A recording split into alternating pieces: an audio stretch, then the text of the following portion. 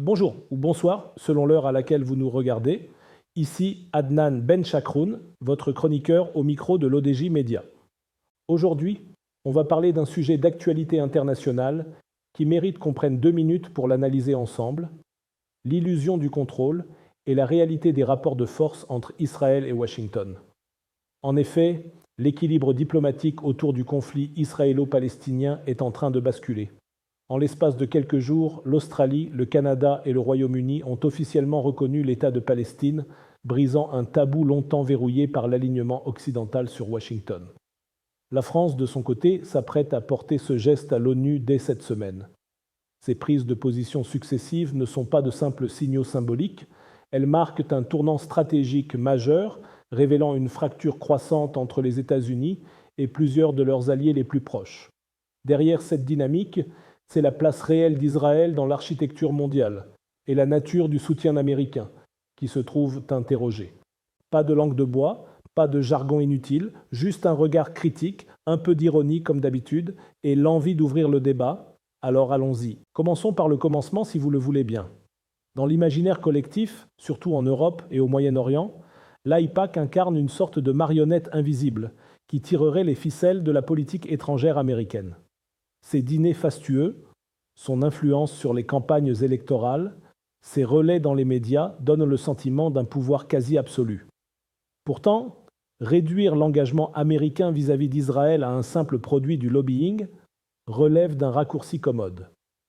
La réalité est plus dense, faite d'histoires entremêlées, celle d'un allié militaire installé au cœur d'une région instable, celle d'un outil diplomatique au service de l'hégémonie américaine, mais aussi celle d'une convergence idéologique et électorale qui transcende les partis aux États-Unis. L'AIPAC n'est pas une baguette magique. Il est un accélérateur, parfois un amplificateur, mais il ne détermine pas à lui seul l'architecture stratégique.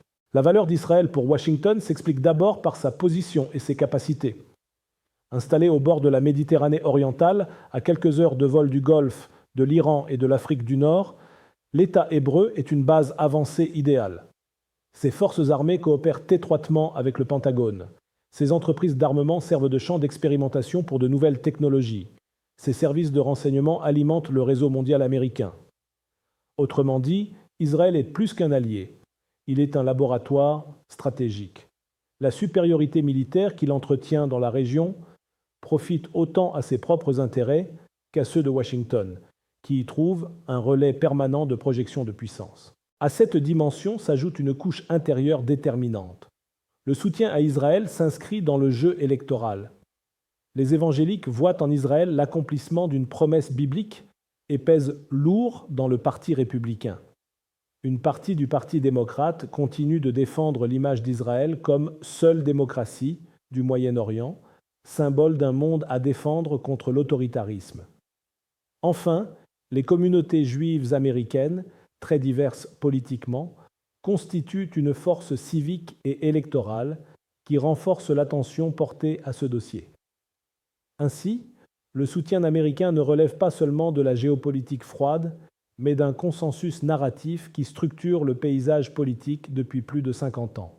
La reconnaissance progressive de la Palestine par des pays comme la France, l'Espagne, l'Irlande, l'Australie ou plus récemment le Royaume-Uni introduit une variable nouvelle. Ce n'est pas seulement une déclaration symbolique, c'est un geste de rupture vis-à-vis de la ligne américaine. Comme dans le cas ukrainien où Washington pousse à l'affrontement prolongé et où l'Europe cherche à desserrer l'étau, le Moyen-Orient devient un autre théâtre de friction transatlantique. Ces divergences révèlent une chose. Israël n'est plus une évidence dans les capitales occidentales. Les calculs énergétiques, les pressions migratoires, la nécessité de conserver un dialogue avec le monde arabe redessinent les priorités. Dans ce contexte, le soutien aveugle américain apparaît de plus en plus isolé. Et si l'on inversait la perspective ? Plutôt que de voir Israël comme la pierre angulaire immuable de la stratégie américaine, envisageons-le comme un levier stratégique ajustable. L'alliance est utile, mais elle pourrait à terme être relativisée si le coût d'opportunité devient trop élevé pour Washington. Car chaque outil de puissance a sa durée de pertinence. Israël a été indispensable pour contenir le nationalisme arabe dans les années 1960-70, puis pour contrer l'Iran post-révolutionnaire. Mais le monde d'aujourd'hui ne se structure plus prioritairement autour du Moyen-Orient. Il se polarise sur l'Asie-Pacifique. La véritable bataille de demain se joue en mer de Chine, autour de Taïwan, du contrôle des câbles sous-marins et des routes énergétiques. Washington le sait, c'est là que se décidera son statut de superpuissance face à Pékin. Comparé à ce défi colossal, la centralité d'Israël apparaît moins vitale. Certes, le Moyen-Orient reste une zone sensible, mais à l'heure où les États-Unis investissent massivement dans des alliances comme le Quad, États-Unis, Inde, Japon, Australie, dans l'AUKUS, États-Unis, Royaume-Uni, Australie, ou dans de nouveaux partenariats en Asie du Sud-Est, Israël ne peut être que localement décisif, pas globalement central. Le maintien d'un appui aveugle à Israël a un prix. 3 coups majeurs émergent, diplomatiques. Il alimente la défiance du Sud global, où Washington est accusé d'appliquer un double standard entre Gaza et l'Ukraine, moral et narratif. L'image d'Israël bascule d'un petit État assiégé vers celle d'une puissance occupante, ce qui mine la crédibilité américaine sur la scène internationale. Stratégique, focaliser l'attention et les ressources sur Israël détourne de l'Indo-Pacifique, où l'enjeu est existentiel pour l'hégémonie américaine. Ces coups ne rendent pas l'alliance obsolète, mais ils pourraient pousser Washington à la redimensionner. Une piste alternative est celle d'une normalisation forcée. Les accords d'Abraham ont montré qu'une intégration partielle d'Israël au monde arabe était possible. Si demain l'Arabie saoudite, clef de voûte régionale, exige une reconnaissance minimale de la Palestine en échange d'un alignement stratégique contre la Chine, Washington pourrait pousser Tel Aviv à faire des concessions. Dans ce scénario, Israël cesserait d'être un allié intouchable pour devenir une pièce ajustée à un puzzle régional plus vaste où les monarchies du Golfe compteraient davantage.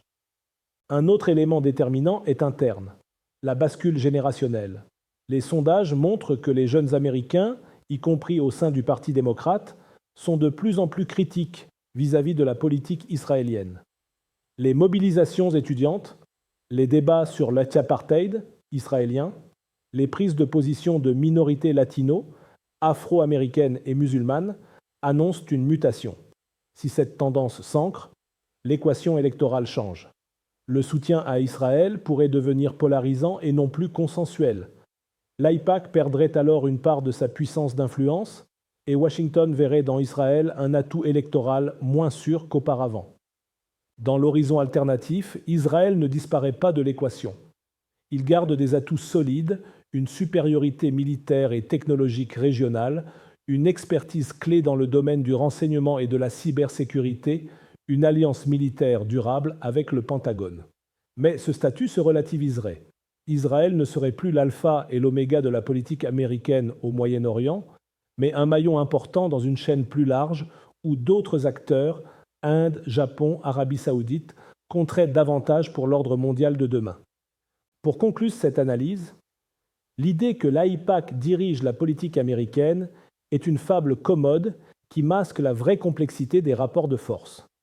L'alliance entre Washington et Tel Aviv repose sur une pluralité de facteurs, militaires, idéologiques, électoraux et diplomatiques.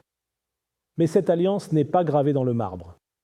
Les pressions du Sud global, les fractures avec les Européens, la montée en puissance de la Chine et la mutation de l'opinion américaine dessinent un futur où Israël pourrait être moins central. Il resterait un partenaire utile, mais son rôle de pivot pourrait s'effriter au profit d'un rééquilibrage stratégique global. La véritable question n'est donc pas de savoir si l'AIPAC contrôle Washington, mais de mesurer combien de temps Israël conservera encore cette place de pierre angulaire. L'alternative est claire. D'allié inconditionnel, il pourrait devenir un levier parmi d'autres dans un ordre mondial en recomposition. Voilà, c'était votre chroniqueur Adnan Benchakroun au micro de l'ODJ Média. Je tenais absolument à partager avec vous ce sujet qui nous concerne tous, avec la conviction que mes propos sont là pour ouvrir le débat, même s'ils peuvent être contredits demain ou paraître dépassés après-demain. C'est le jeu de la chronique, prendre position, quitte à se tromper, pour mieux avancer ensemble.